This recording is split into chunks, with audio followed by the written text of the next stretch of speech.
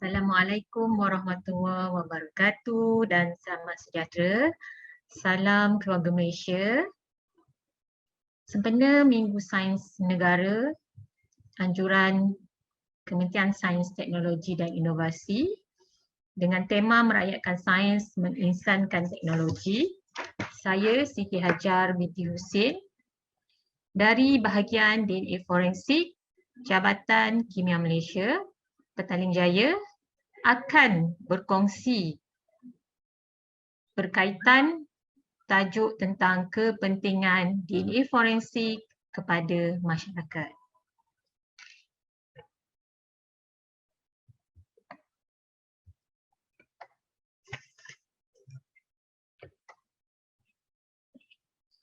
Untuk pengenalan, Jabatan Kimia Malaysia merupakan salah satu agensi di bawah Kementerian Sains, Teknologi dan juga Inovasi atau dengan nama singkatannya MOSTI.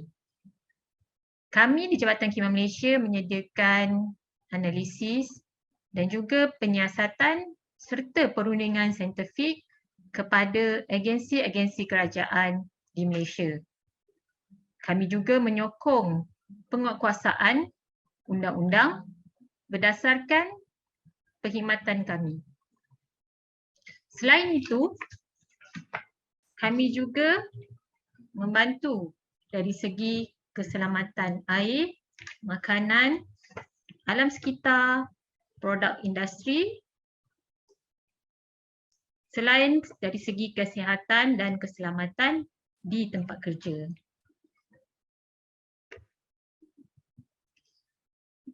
Ini adalah bangunan di mana semua analisis berkaitan sains forensik di Jabatan Kimia dilakukan. Ini adalah bangunan di Jabatan Kimia Malaysia, Petaling Jaya. Untuk makluman semua, Pusat Analisis Sains Forensik mempunyai 5 bahagian yang memberi perkhidmatan analisis sains forensik di Malaysia.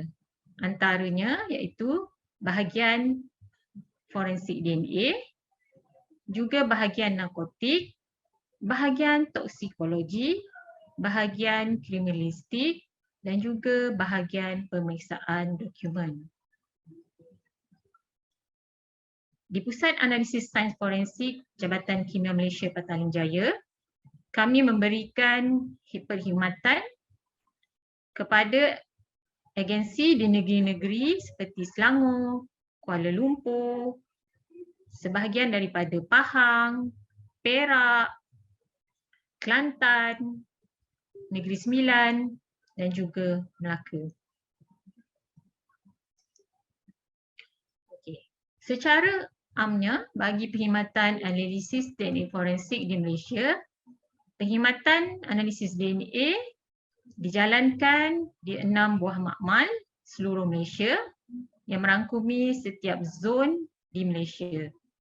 Bagi zon selatan, makmal analisis DNA forensik boleh didapati di Johor Bahru, manakala di zon utara, makmal di negeri Pulau Pinang, di zon timur iaitu makmal di negeri Terengganu, dan juga bagi Borneo, makmal analisis DNA forensik boleh didapati di Kuching dan juga di Kota Kinabalu, Sabah.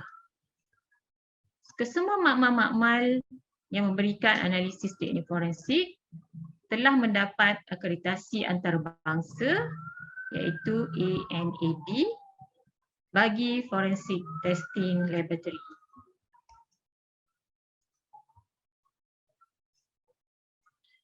Bagi bahagian DNA forensik, kami di Jabatan Kimia merupakan satu-satunya makmal DNA forensik dengan akreditasi antarabangsa iaitu ANAB ISO IEC 17025-2017 di mana analisis DNA dijalankan bagi bahan-bahan bukti biologi seperti kesan darah, kesan air mani, kesan DNA suri, tulang, rambut, rokok, tisu manusia dan lain-lain lagi. Di mana bahan-bahan bukti ini diperolehi? Kesemua bahan-bahan bukti ini dijumpai dalam penyiasatan kes-kes seperti kes bunuh, kes rogol, serangan seksual, pergaduhan, pengenalpastian mayat dan lain-lain lagi.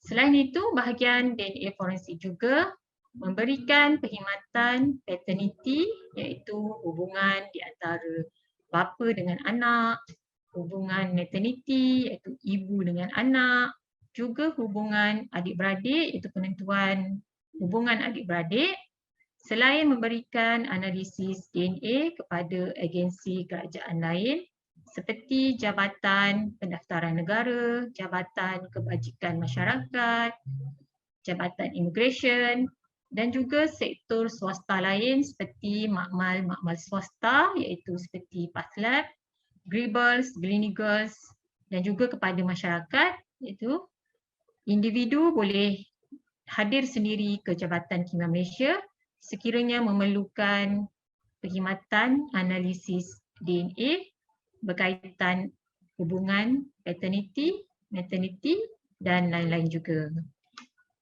Bahagian DNA forensik juga membantu pihak Polis Diraja Malaysia dan juga Kementerian Kesihatan Malaysia bagi mengambil bahan bukti biologi di tempat kejadian ataupun semasa postmortem. Walau bagaimanapun ianya bergantung kepada jenis-jenis kes dan permintaan daripada pelanggan iaitu PDRM dan juga Kementerian Kesihatan Malaysia. Ini adalah contoh-contoh bahan bukti biologi yang dijalankan analisis di makmal DNA forensik. Antaranya adalah kesan darah, kesan air mani, rambut, sama ada rambut yang dijumpai di tempat kejadian, juga puntung rokok, kesatan peluh daripada barang-barang bukti yang ditinggalkan di tempat kejadian, keratan kuku, tisu daripada badan manusia, tulang dan juga spesimen rujukan seperti darah ataupun bakal yang dikesat daripada mulut.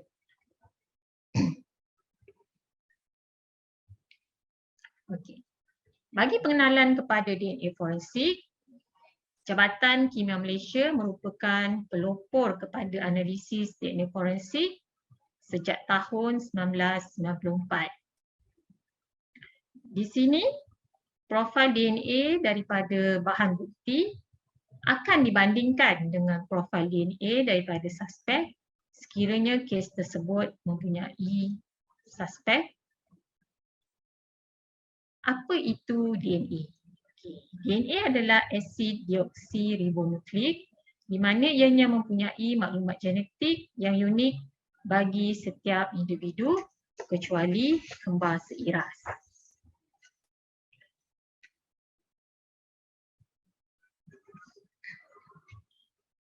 Untuk DNA, ianya mengandungi kawasan di mana urutan pendek asas diulang beberapa kali dan ulangan ini ditemui di banyak tempat ataupun lokus di seluruh genom. Oleh kerana bilangan ulangan di lokus tertentu berbeza bagi setiap individu, maka ianya menjadi penanda yakni marker bagi mengenal pasti seseorang individu itu.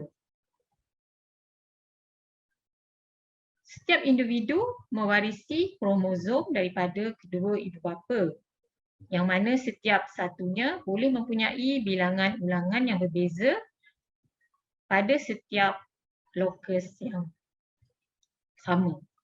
Oleh itu, pasangan alel ini akan memberikan lebih keunikan kepada profil DNA seseorang itu.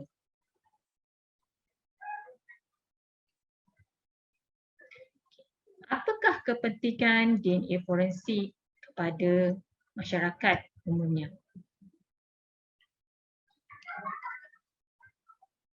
Seperti yang kita semua sedia maklum, DNA forensik dapat membantu bagi penentuan identifikasi individu. Selain itu, ia juga dapat mengaitkan suspek dengan mangsa. Juga dapat mengaitkan suspek atau mangsa dengan tempat kejadian, juga pengesahan penyataan suspek atau mangsa bagi sesuatu kes jenayah. Selain itu, melalui bukti DNA juga, kita juga dapat mengenal pasti atau membebaskan suspek daripada sesuatu tuduhan di dalam kes tersebut.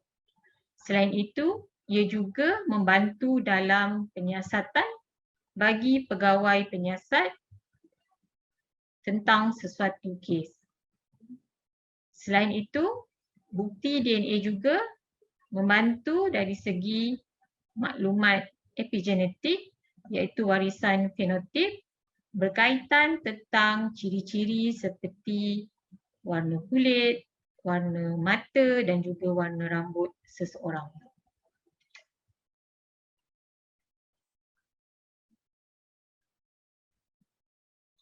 Bagi analisis DNA forensik dalam membantu identifikasi individu, Jabatan Kimia Malaysia terlibat dalam analisis DNA bagi kes kebakaran sekolah tahfiz pada tahun 2017. Untuk kes ini, Jabatan Kimia Malaysia telah menerima sampel si mati dan juga next of kin iaitu waris pada kira-kira jam 7 malam dan perlu membuat pengesahan pengenalan DNA melalui laporan rasmi sebelum jam 6 pagi keesokan harinya di mana kurang daripada 24 jam. Di sini pihak Jabatan Kimia Malaysia bersiap sedia dan bekerja sepanjang malam dalam menyelesaikan tugasan analisis DNA dan ianya merupakan cabaran terbesar dalam memastikan kesemua 23 mangsa dapat dikenal pasti dan dipadankan dengan ahli keluarga yang sah. Untuk kes ini, laporan pengenalpastian identifikasi kesemua 23 mangsa telah dapat dikenal pasti kurang daripada 24 jam bagi memastikan mangsa-mangsa tersebut dapat diserahkan kepada keluarga masing-masing.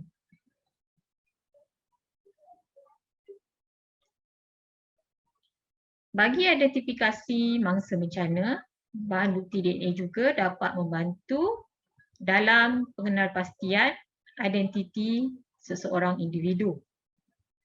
Ianya merupakan kaedah mengenal pasti mangsa kejadian dalam bencana sama ada bencana itu datangnya daripada buatan manusia seperti letupan bom ataupun sabotaj ataupun secara bencana semula jadi seperti gempa bumi dan sebagainya.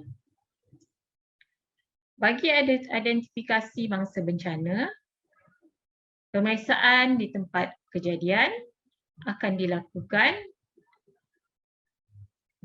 Juga data bedah siasat daripada pihak hospital dan juga data antemortem kesemuanya akan digabungkan bagi membantu dalam pengenalpastian mangsa-mangsa tersebut. Pihak Jabatan Kimia Malaysia akan menjalankan analisis bagi mangsa-mangsa dan juga waris keluarga mangsa dan membuat padanan DNA tentang hubungan kekeluargaan antara mangsa dan juga keluarga mangsa. Padanan tersebut akan menjadi keputusan yang konklusif untuk menentukan hubungan mangsa dan keluarga.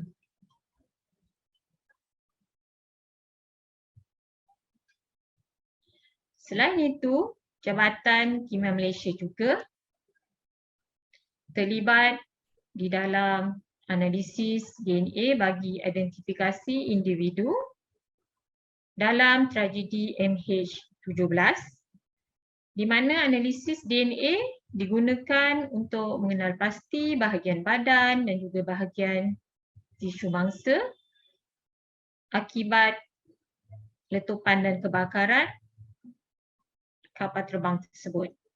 Sebanyak 298 mangsa daripada 4,000 sampel telah dianalisis, di mana sampel daripada ahli keluarga juga telah dianalisis dan hasilnya semua rakyat Malaysia yang terlibat telah berjaya dikenal pasti.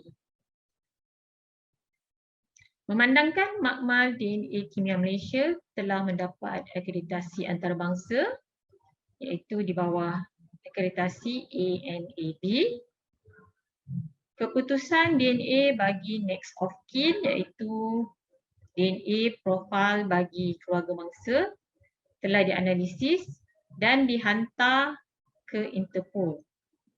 Di sini keputusan tersebut telah digunakan oleh Institut Forensik Belanda, ini NFI, bagi membandingkan dengan mayat-mayat yang ditemui di tempat kejadian. Keputusan tersebut adalah setanding dengan keputusan bagi makmal-makmal antarabangsa yang lain. Oleh itu, perbandingan dapat dibuat dengan cepat. Ini adalah contoh-contoh sampel yang diterima bagi analisis identifikasi. Antaranya adalah cebisan tulang, juga cebisan tisu, di mana ianya perlu dianalisis bagi mendapatkan profil mangsa tersebut.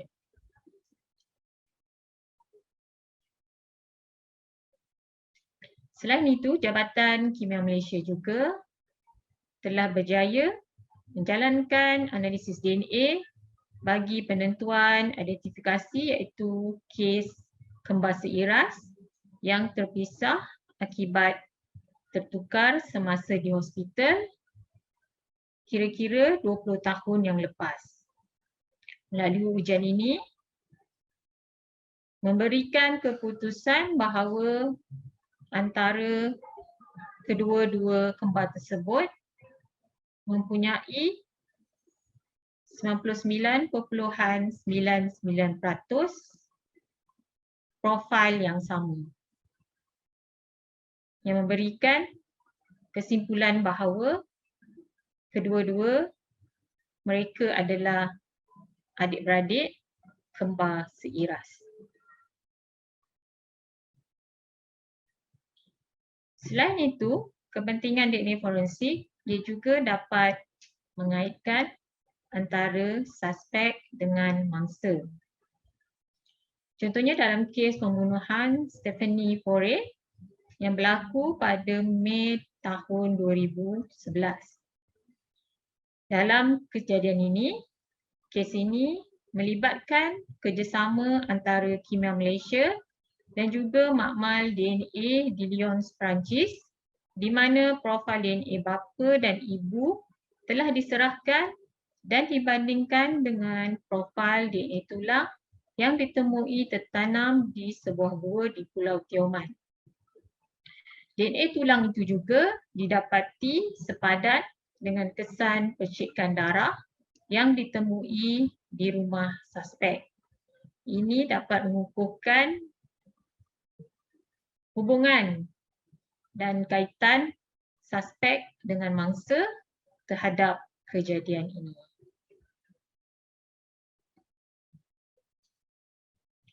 Selain itu, DNA forensik juga dapat membantu dalam mengaitkan suspek dengan tempat kejadian. Untuk kes ini, Jabatan Kimia Malaysia terlibat dalam analisis bagi sampel DNA tengkorak dan juga gigi bagi mangsa, iaitu kes kanak-kanak dijumpai mati di Langkawi pada bulan Mac tahun 2019.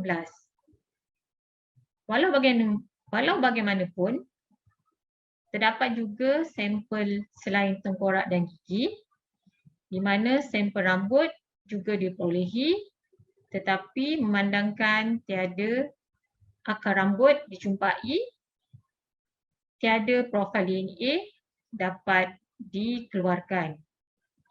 Padanan profil DNA bagi mangsa dijalankan bagi sampel tengkorak dan gigi yang dijumpai. Selain itu, analisis terhadap kesan darah juga dijalankan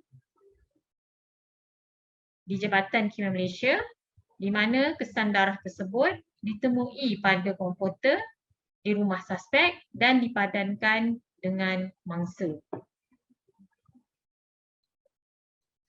Selain itu, kepentingan DNA forensik ia juga dapat membantu dalam pengesahan penyataan suspek dalam siasatan sesuatu kes. Contohnya bagi kes pembunuhan Kevin Morris yang berlaku pada September 2015, di mana bukti DNA telah diperolehi daripada kesan DNA surih ataupun kontak DNA, iaitu DNA suspek telah ditemui pada resit tol yang ditinggalkan di dalam kereta terbiar yang dipercayai merupakan kerendaan terakhir dinaiki si mati. Selain itu, Jabatan Kimia Malaysia juga telah menemui DNA surih kedua-dua suspek serta kesan darah mangsa pada baju T yang ditinggalkan di tempat kejadian.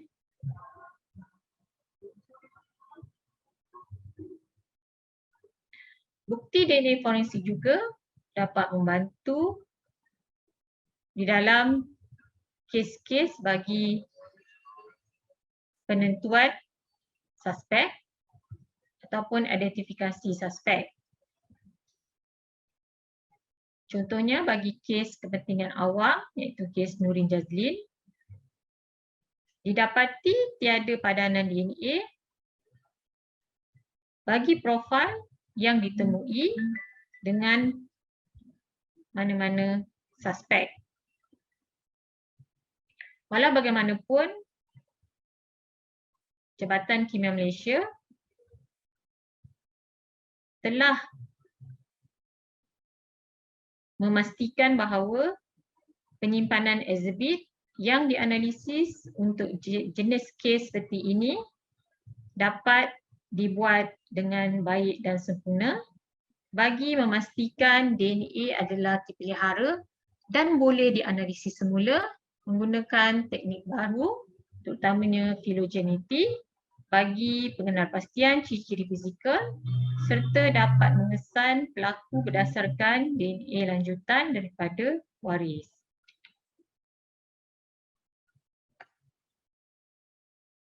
Selain itu, analisis DNA forensik juga dapat membantu dalam penyiasatan, iaitu di dalam kes pembunuhan Susilawati, Nur Hisham, Ahmad Kamil dan juga Kamarudin pada Ogos 2010, di mana DNA si mati yang diperolehi daripada kesan darah yang ditemui di tempat kejadian dan tisu manusia yang ditemui di antara kepingan zinc yang dibuang di sungai kecil berhampiran di tempat kejadian.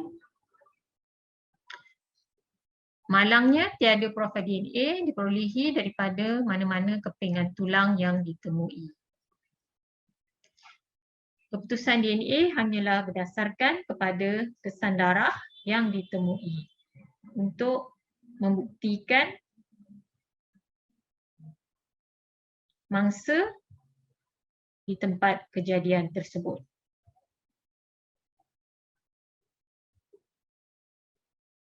Selain itu, melalui analisis DNA forensik, ia juga membantu dari segi epigenetik, iaitu penentuan warisan fenotip, di mana melalui kaedah ini, penentuan ciri-ciri seperti warna kulit, warna mata, warna rambut dan juga bangsa seseorang individu itu dapat dikenal pasti.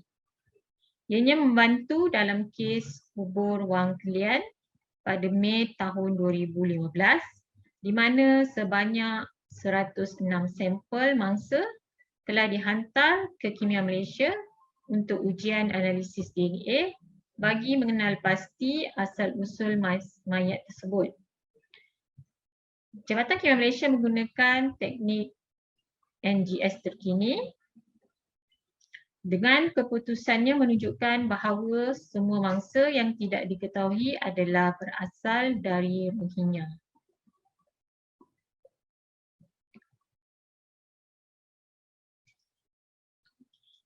Bagaimana proses analisis DNA forensik itu dijalankan? Pertamanya di Jabatan Kimia Malaysia. Ini adalah proses analisis tersebut di mana apabila sesuatu kejadian jenayah berlaku, pegawai penyiasat yang terlibat akan menjalankan siasatan, juga mengambil bahan bukti di tempat kejadian ataupun hospital dan seterusnya menghantar ke Kimia Malaysia. Di Jabatan Kimia Malaysia, barang-barang kes tersebut akan didaftarkan dan seterusnya dijalankan analisis deskripsi, juga analisis awalan bagi penentuan kesan biologi terhadap bahan-bahan bukti yang diterima tersebut.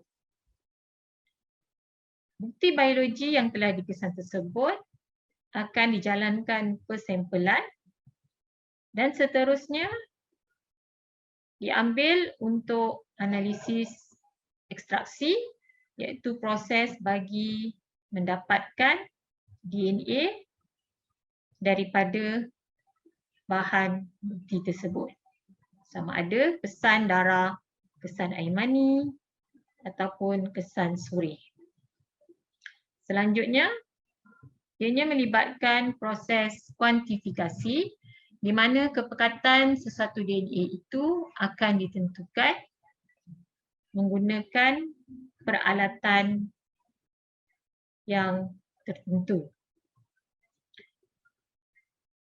Apabila sesuatu kepekatan itu telah dapat ditentukan, DNA tersebut akan menjalani proses amplifikasi, iaitu gandaan bagi DNA bagi analisis elektroforesis. Melalui analisis elektroforesis, profil DNA akan dijana dan seterusnya analisis interpretasi terhadap profil-profil tersebut akan dilakukan dan laporan berkaitan keputusan DNA tersebut dapat dikeluarkan.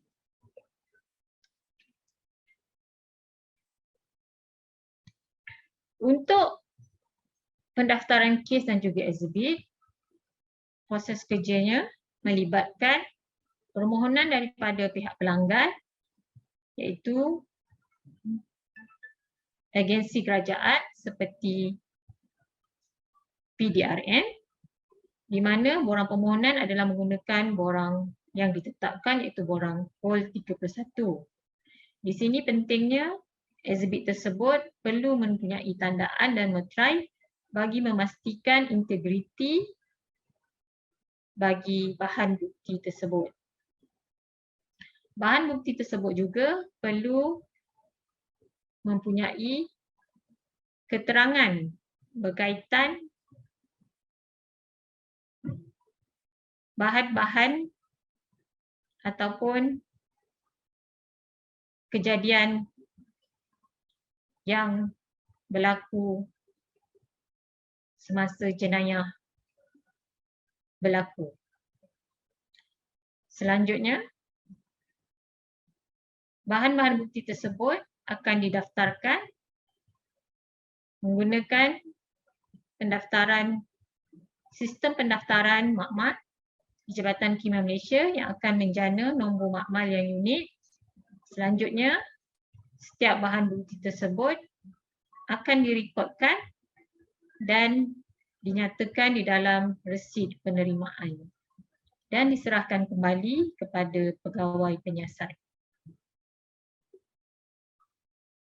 Bahan-bahan bukti tersebut seterusnya akan menjalani proses deskripsi, iaitu proses pemeriksaan terhadap setiap bahan bukti. Di sinilah bahan bukti akan diperiksa secara teliti dan kesemua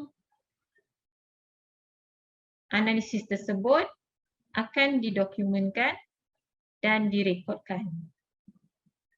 Begitu juga setiap pergerakan ekshibit akan direkodkan di dalam borang, iaitu chain of custody.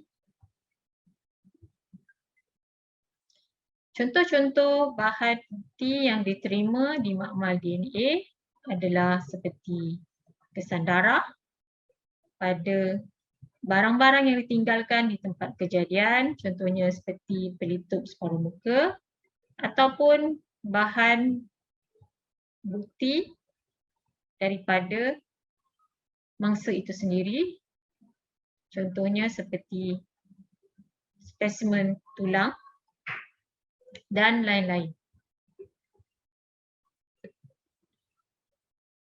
Selanjutnya, bagi pemeriksaan awalan, di sinilah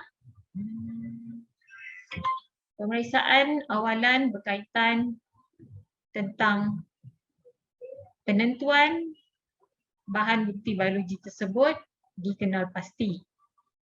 Ujian-ujian tertentu dijalankan seperti ujian Kastle-Meyer bagi penentuan kesan darah, ujian asid fosfatase iaitu bagi penentuan kesan air mani, ujian chemistry staining bagi penentuan isolasi spermatozoa, juga ujian mikroskopik bagi pemeriksaan rambut atau bulu, dan ujian scale pattern bagi membezakan sama ada rambut atau bulu itu berasal dari sumber manusia ataupun haiwan.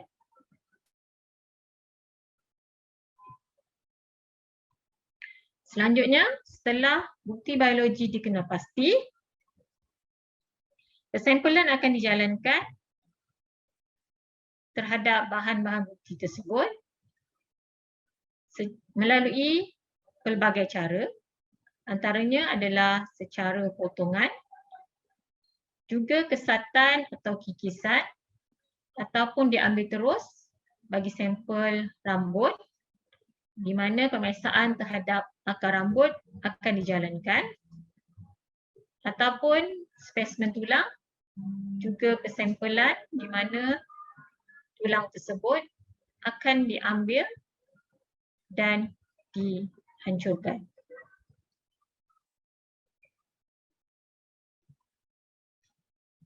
Persampalan daripada bahan bukti biologi tersebut seterusnya akan dijalankan proses ekstraksi bagi mendapatkan DNA daripada bahan bukti biologi tersebut. Bagi bahan bukti kesan darah ataupun DNA surih, analisis ekstraksi dijalankan secara otomasi menggunakan peralatan Tecan dan juga Kaya Symphony. Manakala bagi bahan bukti kesan air mani, analisis menggunakan kaedah differential analysis dijalankan. Seterusnya, bagi spesimen tulang ataupun tisu, kaedah yang digunakan adalah juga secara atomasi menggunakan peralatan Atomic Express. Manakala bagi sampel rujukan, adalah secara direct amplification. Dan bagi spesimen rambut dan juga puntung rokok menggunakan kaedah ekstraksi, kaedah Gilex. Setelah DNA dikeluarkan daripada bahan bukti biologi, kepekatan DNA tersebut perlu ditentukan. Oleh itu, ianya perlu menjalani proses kuantifikasi di mana di sini kepekatan optimum iaitu sebanyak 1 nanogram per microliter DNA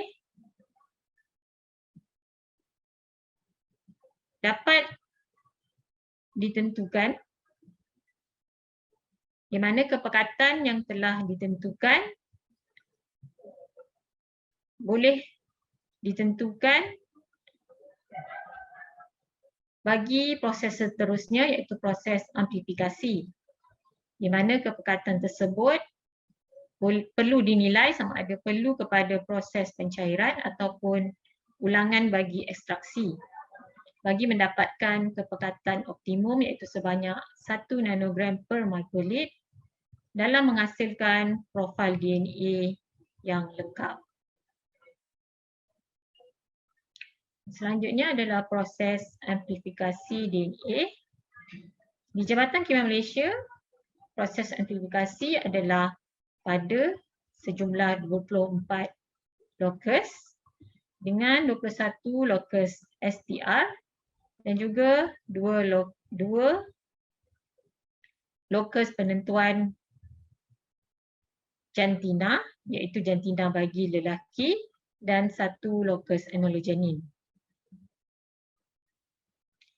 Bagi keputusan amplifikasi DNA ini, lebih banyak loci yang dapat dianalisis, ianya dapat meningkatkan keunikan genotype sesuatu profil DNA itu.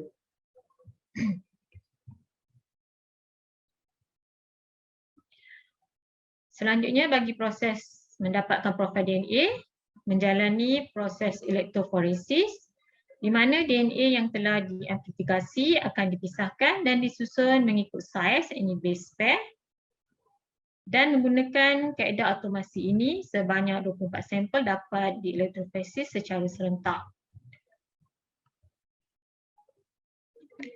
Keputusan profil DNA yang diperolehi perlulah diinterpretasi di mana setiap profil perlu dinilai satu persatu. Untuk profil DNA campuran, ianya perlu dinilai secara manual dan ditulis pada setiap elektroferogram. Ini adalah contoh profil campuran bagi keputusan DNA yang mempunyai lebih daripada satu individu. Berdasarkan keputusan profil ini, interpretasi setiap lokus dan penentuan jumlah penyumbang perlu dikenal pasti. Seterusnya, alil-alil yang telah dikenal pasti akan dibandingkan dengan profil sampel rujukan bagi mendapatkan keputusan perbandingan.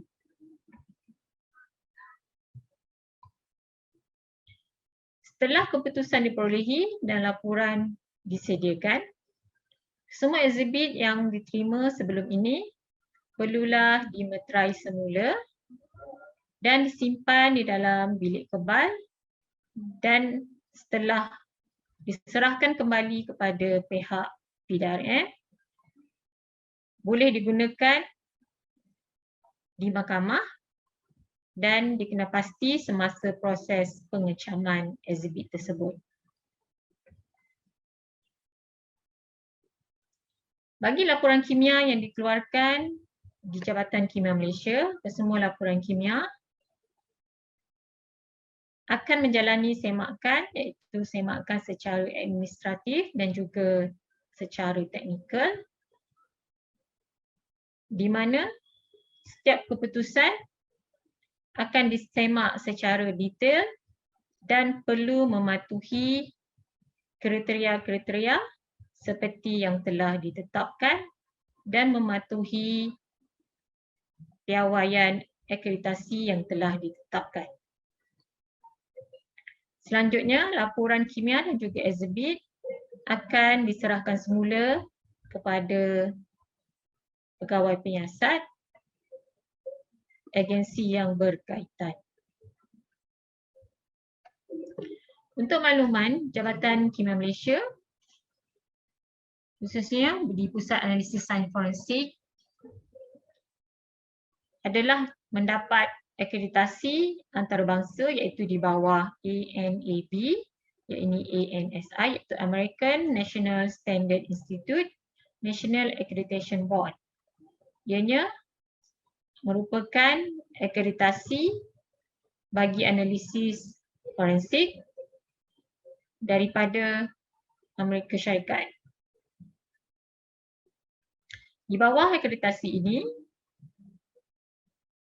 kesemua analis ataupun juru analisis yang terlibat di dalam analisis forensik perlulah mahir dan menjalani latihan yang secukupnya.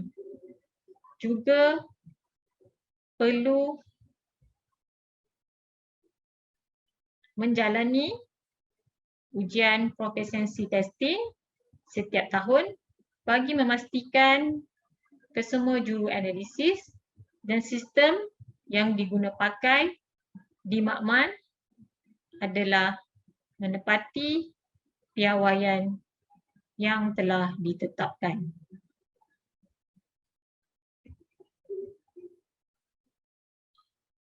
Seterusnya, keputusan DNA forensik yang telah dikeluarkan boleh digunakan di mahkamah di mana ahli kimia ataupun pegawai sains yang terlibat tertakluk untuk memberi keterangan saksi pakar di bawah Seksyen 399 Kanun Tata Cara Jenayah. Untuk keterangan mahkamah, permohonan adalah diterima sama ada daripada Timbalan Pendakwa Raya, peguam ataupun pihak mahkamah sendiri bagi memberikan keadilan kepada mangsa ataupun kepada suspek tersebut.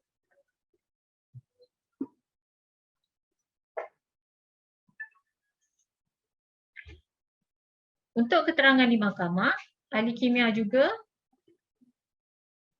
perlu membentangkan keputusan yang telah diperolehi selain membuat pengecaman terhadap bahan-bahan bukti yang telah dianalisis.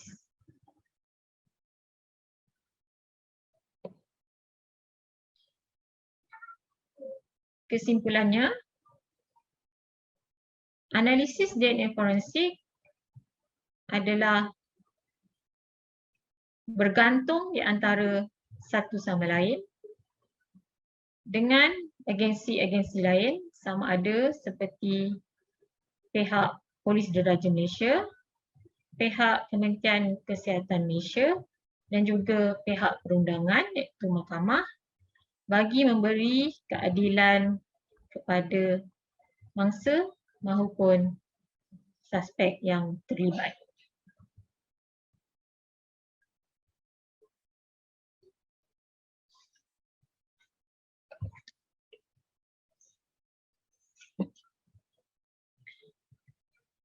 Sekian sahaja perkongsian maklumat daripada saya berkaitan analisis DNA forensik di Jabatan Kimia Malaysia. Terima kasih.